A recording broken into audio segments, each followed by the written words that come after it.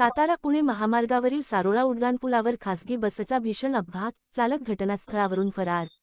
बातमी भोर प्रतिनिधी। सातारा पुणे महामार्गावरील भोर तालुक्यातील सारोळा उड्डाणपुलावर सोमवारी दिनांक 1 जून दुपारच्या सुमारास एका खासगी प्रवासी बसचा भीषण अपघात झाला।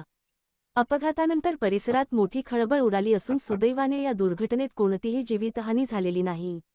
मिळालेल्या माहितीनुसार AR11W83 ही खासगी बस बंगळुरूहून मुंबईकडे जात असताना सारोळा उड्डाणपुलावर चालकाचे नियंत्रण सुटल्याने बस पुलाच्या कठड्याला धडकली।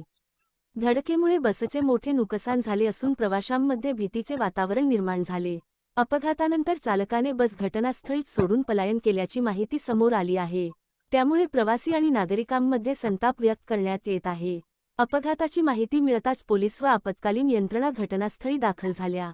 प्रवाशांना सुरक्षित बाहेर काढून वाहतूक सुरळीत करण्याचे काम करण्यात आले।